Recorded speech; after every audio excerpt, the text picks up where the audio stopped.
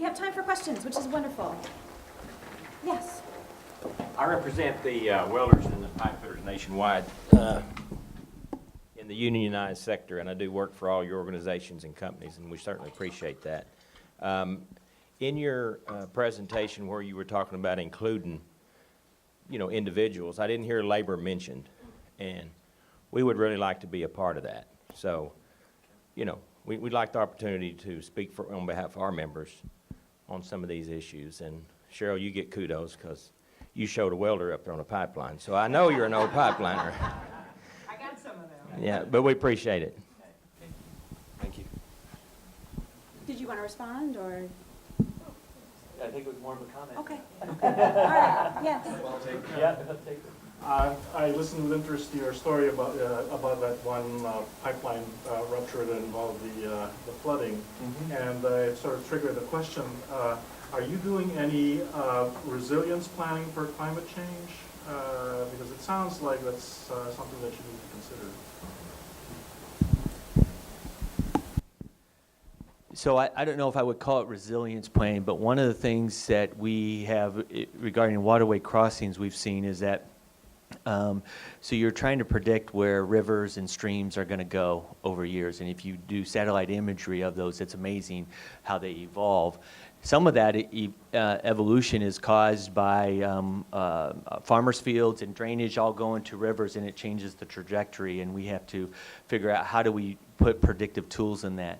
One of the things we are working with the industry on is technology that can show us when our pipeline is exposed underwater, whether it's acoustic or other things, more real time. And so that's some of the things that we continue to try to develop. And wouldn't it be neat if that all of a sudden, if the person who got the first notice of that is that controller saying, hey, your pipeline's now exposed, because now the water's sounding different than what it did when it was buried 8 feet below the river. And so, unfortunately, there's some acoustic technology under that. So imagine submarines and the sonar they have, but it's not ready for commercial application yet. But we're trying to foster that across the industry, and we've talked with PHMSA and Marie Therese about that in specific. So thanks. Oh, one. Yep. I think that first of all, thank you. I learned something from each of you, something important, so thank you. I think you're in a hard place because because of two things. One, you've got climate change too, which will make everything way harder. And two, you've got a very engaged public, which I think you didn't have some years ago. So my comments are more the latter than the former, although they connect. Because I'm close to people who protested, the advocacy community, although I'm no longer in that. It's hard for the public, a couple of things. It's hard for the public to trust an industry, and I think you should recognize this, that has been such a part of denying climate change for so many years at such a great cost. So I think when you think about how you build trust, that was part of the other problem, Mr. Watson, you have to recognize that. I mean, you're not the whole part of the industry, but you're part of the industry. That's one thing. And the other thing is, I hear a lot about transparency in order to build trust. And some people you'll never get to believe you no matter what. But I think there's a lot of people that I know who are active who would believe you if they had more data. But you hold the data very closely so that the regulators may have access to the data, but the public doesn't have access to the data. So when you do your pigs and digs, and I don't know all the lingo, you get a lot of data. If you showed it to me, I wouldn't know. It wouldn't mean anything. But I might be with an organization and I would hire a metallurgical engineer, a big company that does know it. And then I can confirm that your data is in your understanding that what you're doing, your pipe is safe, what you're doing is right. So I just think there needs to be more openness than there is, both for safety and for trust. And I like your comments on that. That's not just, that's not just a statement. I'd like a dialogue. Oh, I'm sorry. Yes. So a couple quick things on that. So I fully agree with you on trust. I think it is upon us as operators in industry to earn your trust. And we within our company, we started a program on earning your trust, and it involves 4 main pillars, I'll call. One is our landowners. One is schools and public places along our pipeline. One is responders, and one is the communities we operate. And that's a journey, and continually there. So that's one of the things, and we work hard to try to do that, and how we do that. I don't think you ever arrive there, but I agree with you. We have to earn the public's trust. The second thing is on transparency, on information. I know the industry wants that to happen, and I know Marie-Therese wants it to happen, and in fact, that's why in the Pipe Safety Act, there's a team that's going to be formally formed to figure out how we can develop a system where that happens, where the pig data, and you're talking incredible amount of data, billions of data, and so it's not so much the raw data, but it's an interpretation of the data. What's that mean, and how can we put that in an environment where people aren't worried about, if I share this, what's going to happen? Instead, they're thinking about, if I share this, look all the good that can happen from it. And we're trying to set up, and CJ and Cheryl touched on it, we're trying to set up a culture where that happens. I know, again, talking with Marie-Therese several times, that's her goal too. It's very similar, the model, the aviation model, the FAA. It worked there. How can we set that up so that we all are incentivized and want to do that? Because my accident is someone else's accident that they can prevent. So. I appreciate your comments and agree. We do need to earn the public's trust. I've, again, been in the industry a long time, and since the very early days, I will tell you, I get that we don't tell our story very well. I think the industry in general is making a number of attempts to do better. Sean mentioned some of them. It's like the pipeline safety management system. It's a journey, right? And so conferences like this where you can have some interaction, I think, help. And you're trying to understand each other and understand what each other's concerns are.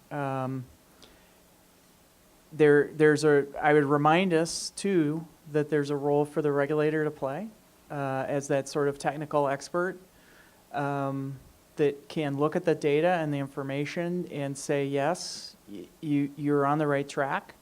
And I look at my state regulators and at PHMSA to tell me that. I do expect them to be that expert to say, yeah, you've done what you're supposed to do, and you are focused on the things you should be focused on.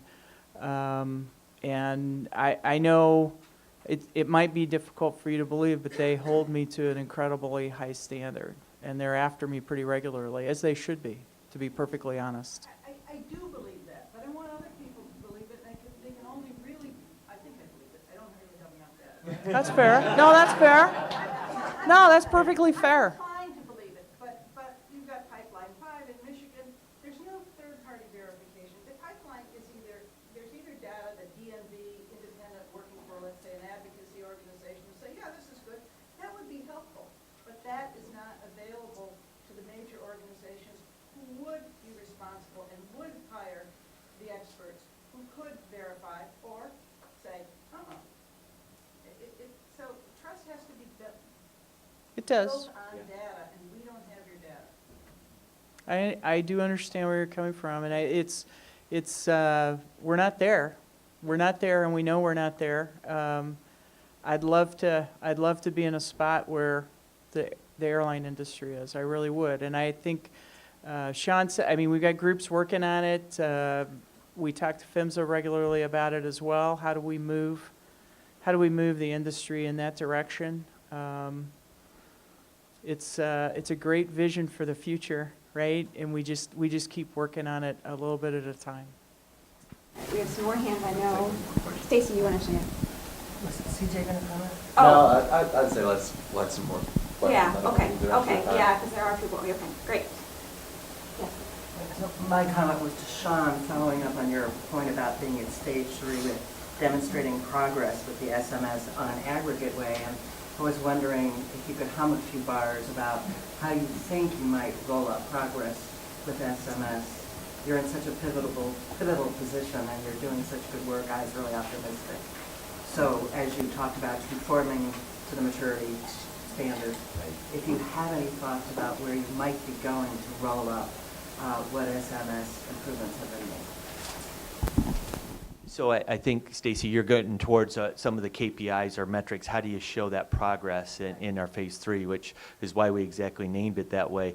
But I think at first you're going to see metrics more on how many companies have done a gap analysis, how many companies have developed an action plan, how many companies have implemented their action plan. So you're going to see much on the conformance side, much more tactical stuff.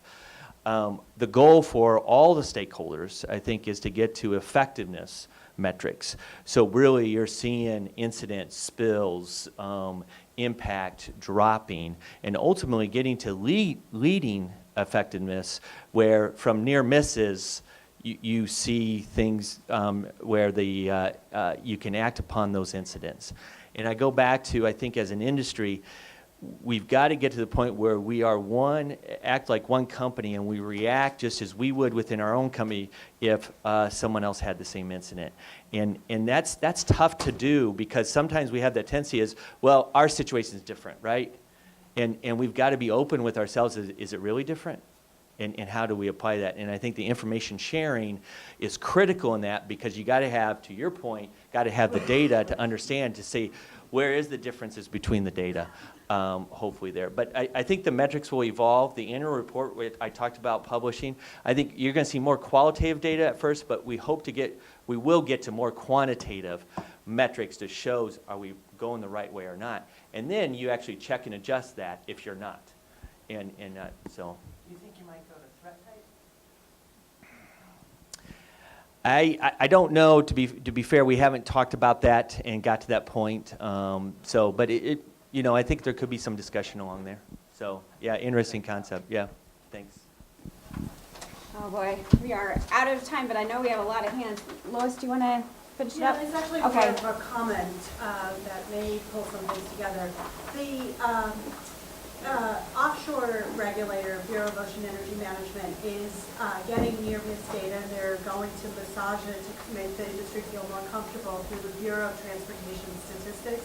What I see happening here is PHMSA is going to have an information sharing work group. It's going to be a much slower process to make things happen, and I guess I, as an advocate, would like to see things move faster, and maybe looking at all the analysis that BOEM has done might move this sector faster to get the near-miss data, to get them so they're closer to what the aviation industry is. They get the near-miss data looked at by NASA, which gives them the protection that they feel to provide it, and that is maybe what the Bureau of Transportation Statistics could be doing. So a thought for everybody to consider. Thank you so much. I hope that people who still have questions will come up and talk to our panelists about them. And I'll take the prerogative as a moderator to just make a comment. I mean, I think I heard a lot of really good things. I think something that I would have liked to hear more about is what your expectations are of the public, right? This is a two-way street. So what I heard is, call us when you smell natural gas, right? But that was the main thing I heard. So maybe that's just something for you to think about. I think we often say, here's what we want of you. You often say, here's what we want of the regulators, right? But part of it is that you also get to tell us, here's what we want from you, because that's how the system works. All right, thanks very much. Thank you.